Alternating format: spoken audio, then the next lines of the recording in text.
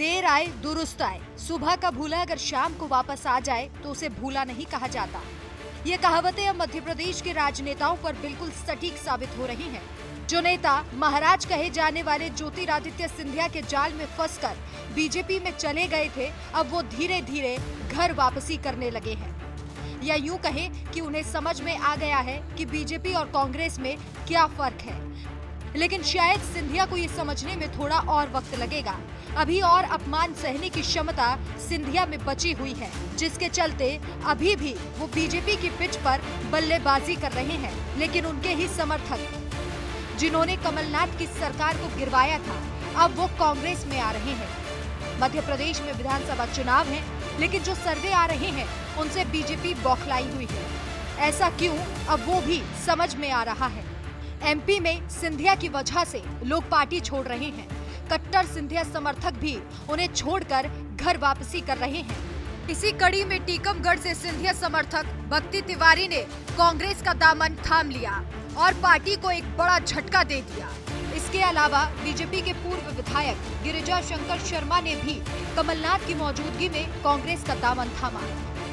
इससे भी बड़ी झटके की बात यह है कि बीजेपी के करीब 5000 नेताओं ने बीजेपी को छोड़कर कांग्रेस का दामन थामा। बीजेपी को सबसे बड़ा झटका, बीजेपी के 5000 नेताओं ने छोड़ दी पार्टी, सीधा ज्वाइन की कांग्रेस। चुनावों से पहले शिवराज के साथ बड़ा खेला, इसे बीजेपी के लिए अब तक का सबसे बड़ा झटका माना जा रहा है।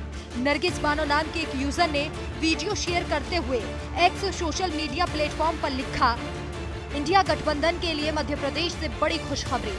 नर्मदापुरम के पूर्व बीजेपी विधायक गिरिजा शंकर और सिंधिया समर्थक भक्ति तिवारी कांग्रेस में शामिल।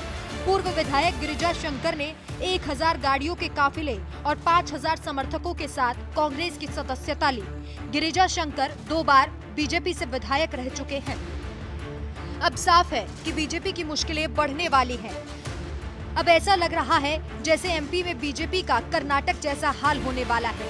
एमपी कांग्रेस ने भी इसे लेकर एक पोस्ट शेयर किया, जिसमें कांग्रेस ने लिखा, प्रदेश कांग्रेस अध्यक्ष कमलनाथ जी के नेतृत्व से प्रभावित होकर बीजेपी के पूर्व विधायक गिरिजा शंकर शर्मा जी एवं टीकमगढ़ जिले के भक्ति तिवारी जी ने कांग्रेस पार्टी की सदस्यता ग्रहण की। जन जन के नेता कमलनाथ। चुनावों के आते ही नेताओं का दूसरे दलों में जाना स्वाभाविक सी बात है, लेकिन यहाँ इसलिए ये ज्यादा महत्वपूर्ण हो जाता है क्योंकि ज्यादातर सिंधिया समर्थक घर वापसी कर रहे हैं, जो बीजेपी के लिए काफी ज्यादा घाटे का सौदा है। अब सवाल ये उठता है कि आखिर इन लोगों ने बीजेपी का साथ क्यों छोड़ दिया। बीजेपी से 2 बार विधायक रहे गिरिजा शंकर ने पार्टी का साथ छोड़ा और अपनी जमकर भड़ास निकाली। उन्होंने कहा, 2018 में विपरीत परिस्थितियों के बावजूद कांग्रेस पार्टी को कमलनाथ ने जीत दिलाई थी। बरसों भारतीय जनता पार्टी का उन्होंने काम किया। जब वहां दरी बिछाने वाले भी नहीं होते थे, मंच बनाने वाले भी नहीं होते थे, तब काम किया है। लेकिन बीते 10 सालों से पटरी से भाजपा उतर गई। बीजेपी की जन विरोधी नीतियों को रोका जाए, इसलिए कांग्रेस में शामिल हुआ। अब की बार बनने वाली कांग्रेस सरकार स्थिर होगी।